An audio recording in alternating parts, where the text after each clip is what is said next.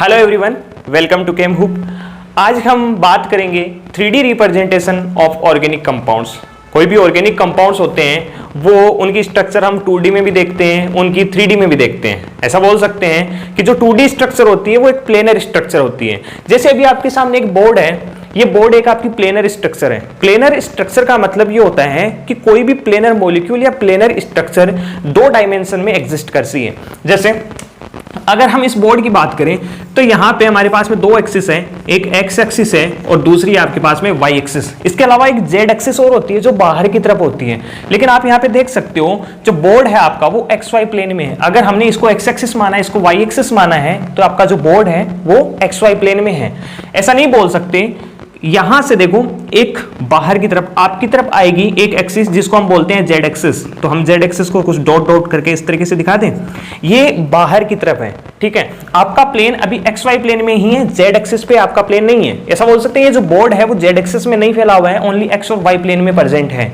ठीक है, जितने भी मॉलिक्यूल्स होते हैं वो हो सकते हैं कि प्लेनर मॉलिक्यूल हो, या फिर हो सकता है कि वो 3D में एग्जिस्ट करते हो। 3D का मतलब 3 डायमेंशन में उनकी स्ट्रक्चर हो, या फिर हो सकता है कि 2 ही डायमेंशन में उनकी स्ट्रक्चर है। जैसे अगर हम बात करें CH4 की, CH4 की स्ट्रक्चर क्या होती है मेथेन की?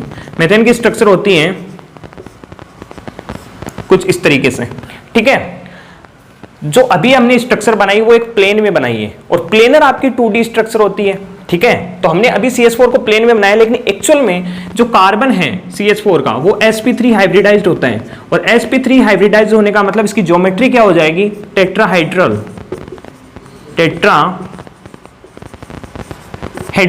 इसकी ज्योमेट्री होती है। और जो टेट्राहाइड्रल ज्योमेट्री होती है वो 2D स्ट्रक्चर नहीं होती है। तो ऐसा हम बोल सकते हैं कि ये प्लेनर मॉलिक्यूल है ही नहीं। जो CH4 है इसको मेनली हम जितनी भी रिएक्शंस होती है उसमें ऐसे यूज कर सकते हैं, ऐसा है। लेकिन इसकी एक्चुअल स्ट्रक्चर आपकी 3D के अंदर एग्जिस्ट करती है। ठीक है, तो इसको हम 3D किस तरीके से बनाए इसके बारे में बात करेंगे। चलो एक बार मैं यहाँ पे आपको इसकी जो 3D स्ट्रक्चर वो बना के बता देता हूँ। यहाँ पे कार्बन, इस पे एक हाइड्रोजन, यहाँ पे एक हाइड्रोजन, यहाँ पे एक, इसको हम वेज बोलते हैं। ठीक है, ऐसा बोल सकते हैं सॉलिड वेज। ठीक है, सॉलिड वेज पे एक हाइड्रोजन प्रेजेंट है, और एक आपके पास में डैश वेज पे एक हाइड्रोजन प्रेजेंट है। ठीक है, तो इस तरीके से जो CH4 है उसकी कंप्लीट स्ट्रक्चर होती है। ठीक है, इसके लिए हम कुछ कन्वेंशंस यूज करते हैं। ठीक है, किसी भी मॉलिक्यूल को 3D में अगर है ये, तो इसके लिए हम कुछ कन्वेंशंस यूज करते हैं। जैसे इसको आप क्या बोलते हो? Solid wedge. और इसको आप बोलते हो डैश्ड वेज। ठीक है, तो ये 2 कन्वेंशंस होते हैं, इनका यूज करके हम किसी भी 2D स्ट्रक्चर को 3D में कन्वर्ट करते हैं, ऐसा बोल सकते हैं। बशर्ते ध्यान रहे आपकी जो स्ट्रक्चर है ऑर्गेनिक कंपाउंड वो 3D में होना चाहिए। अगर हम बात करें इथीन की, ठीक है, तो इथीन में आपका जो कार्बन होता है वो sp2 हाइब्रिडाइज्ड होता है। इसका हाइब्रिडाइजेशन sp2 होता है। देखो sp2। ठीक है, तो यहां पे अगर sp2 हाइब्रिडाइजेशन होता है तो sp2 हाइब्रिडाइज्ड ऑर्गेनिक कंपाउंड हमेशा ही प्लेनर होता है, तो इसको आप 3D में नहीं लगा सकते। ठीक है, ये तो प्लेनर है पहले से, ये ओनली 2 ही एक्सिस में प्रेजेंट है, इसलिए इसको हम 3D में कन्वर्ट नहीं कर सकते। लेकिन sp3 हाइब्रिडाइज्ड आपका जो मीथेन है इसको आप 3D में कन्वर्ट कर सकते हो। चलो ठीक है, हम इसकी स्ट्रक्चर बनाते हैं आगे। चलो पहले मैं आपको एक 3D स्ट्रक्चर बना के बता देता हूं। जैसे हम CH4 की ही बात कर रहे हैं, एग्जाम्पल के तौर पर हम यहाँ पे CH3 ही ले रहे हैं, सॉरी CH4 ही ले रहे हैं। ठीक है, तो CH4 की स्ट्रक्चर आपको बना के दी गई है। इसी स्ट्रक्चर के बारे में हम बात करते हैं। इसका एक मॉडल बना के देखते हैं हम CH4 का। जैसे हम CH4 की स्ट्रक्चर बना लेते हैं। यहाँ पे ये कार्बन है, 2 आपके पास में नॉर्मल बॉन्ड होते हैं। ठीक है, एक होता है आपके पास में सॉलिड वेज जिसपे एक हाइड्रोजन होता है, और एक होता है डैश्ड वेज जिस पे एक हाइड्रोजन होता है। ये आपकी कंप्लीट CH4 की स्ट्रक्चर होती है जो 3D के अंदर प्रेजेंट है आपकी। अगर हम इस स्ट्रक्चर को बनाना चाहें तो जैसे मैं इन पेन से बनाने की कोशिश करता हूं एक बार। चलो हमने यहाँ पे CH4 की स्ट्रक्चर बना ली है। ठीक है, इसमें आप देखना आपको कुछ ऐसी लग रही है कि 3D में प्रेजेंट है। ठीक है, अब देखो हम बात करते हैं इस कंपाउंड की इधर से देखते हैं। ठीक है, ये आपका CH4 है, इसमें दो नॉर्मल आपके बॉन्ड है CH बॉन्ड CH बॉन्ड। तो इसमें अगर हम एक प्लेन ले ले पहले से, जैसे हमने इस बोर्ड के प्लेन में दो बॉन्ड रखे, एक तो CH ये वाला और एक ये जो नॉर्मल बॉन्ड आपके यहाँ पे बने हुए हैं। तो इसमें जो दोनों ब्लैक मार्कर हैं, आप देख सकते हो हमने एक ऐसा प्लेन लिया है, ठीक है, आप पूरी स्ट्रक्चर देख लेना। हमने एक ऐसा प्लेन लिया है जिसमें आपके दोनों ब्लैक मार्कर, जैसे यहां पे जो बीच में कार्बन होगी आपका, ये हाइड्रोजन, ये हाइड्रोजन, ये हाइड्रोजन और पीछे की तरफ भी हाइड्रोजन आपका, ठीक है।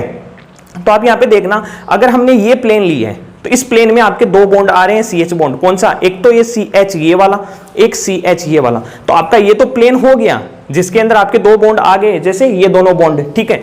अब आपके पास में दो बॉन्ड और हैं जिसमें एक बॉन्ड आपकी तरफ आ रहा है। अगर आप सामने से देख रहे हो इसको तो आपको पता चल रहा होगा कि ब्लू वाला जो मार्कर है वो आपकी तरफ जा रहा है, ठीक है। तो आप अपने अकॉर्डिंग जब इसको देखोगे तो आपको लगेगा टुवर्ड्स द व्यूअर या टुवर्ड्स द ऑब्जर्वर, मतलब ऑब्जर्वर की तरफ जा रहा है, ठीक है। ऑब्जर्वर की तरफ जब कोई बॉन्ड जाता है इसको हम वेज डेस बोलते हैं, दैट मीन्स ये सॉलिड वेज बोलते हैं, इसको हम सॉलिड वेज बोलते हैं, ठीक है। तो सॉलिड वेज जो बॉन्ड होता है वो टुवर्ड्स द व्यूअर जाता है, या फिर ऐसा बोल सकते हैं टुवर्ड्स द ऑब्जर्वर, मतलब जो ऑब्जर्व कर रहा है, जो इस मॉलिक्यूल को देख रहा है उसकी तरफ जो बॉन्ड होता है इसको हम बोलते हैं सॉलिड वेज, ठीक है। और एक जो रेड वाला मार्कर है ये आपसे दूर जा रहा है, मतलब इस प्लेन से एक आपकी तरफ बॉन्ड आ रहा है, एक पीछे की तरफ जा रहा है, ठीक है। जो पीछे की तरफ जा रहा है ये आपसे दूर जा रहा है, इसका मतलब हम क्या बोलेंगे, ये बॉन्ड है अवे फ्रॉम द ऑब्जर्वर, मतलब आपसे दूर जा रहा है, आपसे दूर है, ठीक है। तो इस बॉन्ड को आप डैश वेज से शो करते हो, ठीक है। तो इस तरीके से आपने यहाँ पे जो CH4 की स्ट्रक्चर बनाई है वो कुछ इस तरीके से होती है, जिसमें दो बॉन्ड आपके प्लेन में होते हैं, एक टुवर्ड्स द ऑब्जर्वर होता है, एक अवे फ्रॉम द ऑब्जर्वर होता है, ठीक है। टुवर्ड्स द ऑब्जर्वर होता है, इसको हम वेज से डिनोट करते हैं, और अवे फ्रॉम द ऑब्जर्वर होता है जो बॉन्ड, इसको हम डैश वेज से ऑब्जर्व करते हैं, ठीक है। चलो हम इसके बारे में अब लिख देते हैं पूरा, जैसे ये जो दोनों बॉन्ड हैं कौन से, जो बिल्कुल प्लेनर हैं, या फिर ऐसा बोल सकते हैं ये जो हमने प्लेन लिया था उस प्लेन में जो दो बॉन्ड हैं इनको हम क्या बोलते हैं,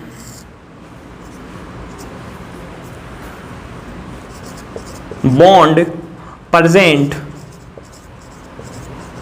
on plane of the paper, plane of the paper, ठीक है। मतलब कोई भी आपने प्लेन लिया है, प्लेन ऑफ द पेपर इसलिए बोल रहे हैं क्योंकि बोर्ड पे तो मैं पढ़ा रहा हूं, आप क्या कर रहे हो, आप तो किसी नोटबुक में लिख रहे हो। अब नोटबुक में जब लिखते हो तो नोटबुक का जो भी पेज है आपका, उस पेज पे आपके जो दो बॉन्ड आएंगे नॉर्मल, जो नॉर्मल बॉन्ड आएंगे ये दोनों, वो तो किस में होंगे, प्लेन के पेपर के प्लेन पे ही होंगे। एक वेज पे होगा जो ऊपर की तरफ निकलेगा और एक बेस पे होगा जो नीचे की तरफ जाएगा, क्योंकि मेरे सामने अभी जो प्लेन है वो कुछ इस तरीके से है, आपके पास में प्लेन इस तरीके से होगा, आपकी जब जो भी नोटबुक आप जिसमें पढ़ रहे हो, ठीक है। तो इसमें एक वेज होगा जो ऊपर की तरफ होगा और जो डेस होगा ना वो नीचे की तरफ जाएगा, ऐसा बोल सकते हैं हम। तो ठीक है, यहां पे हम देखते हैं bond present on plane of the paper, ये दोनों बॉन्ड हो गए। अब जो ये वेज वाला है, या फिर ऐसा बोल सकते हैं जो सॉलिड वेज है, इसको हम क्या बोलेंगे, bond present towards the viewer, towards the viewer, या फिर ऑब्जर्वर बोल सकते हैं, ऑब्जर्वर, ठीक है। और जो दूसरा आपके पास में डैश वेज है, डैश्ड वेज है, ये कौन सा होता है, bond present away from the, away from the observer, away from the observer. इस अगर इस कंपाउंड की बात करेंगे तो हमें क्या पता चलेगा कि ये कार्बन है, इसे जो नॉर्मल है जो बॉन्ड वो तो प्लेन में ही प्रेजेंट है, ये आपका बॉन्ड आपकी तरफ आ रहा है। इसको अगर हम नंबरिंग दे तो H1 H2 H3 और H4। अब देखो जो H3 बॉन्ड है वो कार्बन से बोर्ड से बाहर की तरफ निकल रहा है ऐसे, ठीक है, बाहर की तरफ है, और जो H4 बॉन्ड है वो पीछे की तरफ जा रहा है, बोर्ड के अंदर की तरफ जा रहा है, ऐसा बोल सकते हैं। तो इस तरीके से हमने यहाँ पे जो 3D रिप्रेजेंटेशन ऑफ मीथेन इसके बारे में देखा है। इसी तरीके से जितने भी ऑर्गेनिक कंपाउंड्स होते हैं उनका जब भी हम 3D रिप्रेजेंटेशन देखते हैं तो वहां पे हम वेज और डेस का यूज करते हैं। तो हम यहाँ पे भी लिख सकते हैं जो सॉलिड वेज है वो क्या होता है, टुवर्ड्स द व्यूअर होता है, टुवर्ड्स द व्यूअर, या फिर हम लिख सकते हैं ऑब्जर्वर, और जो डैश्ड वेज होता है ये क्या होता है, टुवार्ड्स नहीं होगा ये, away from the observer, away from the observer. और इसके अलावा जो दो बॉन्ड हैं आपके वो प्लेन पे प्रेजेंट होते हैं, प्लेन ऑफ द पेपर पे प्रेजेंट होते हैं, ठीक है। तो इस तरीके से हमने 3D representation of organic compounds के बारे में पढ़ा है। अगर आपको वीडियो अच्छा लगा हो तो प्लीज लाइक कर दीजिए, सब्सक्राइब कर दीजिए चैनल को, ठीक है। और इससे रिलेटेड जितने भी जो नोट्स हैं वो आपको हमारे टेलीग्राम चैनल पे प्रोवाइड करवा दिए जाएंगे। टेलीग्राम चैनल का लिंक आपको डिस्क्रिप्शन में मिल जाएगा, तो वहां से आप उसको ज्वाइन कर सकते हो और इसके जो भी नोट्स है वो आप ले सकते हो वहां से। Okay, thank you.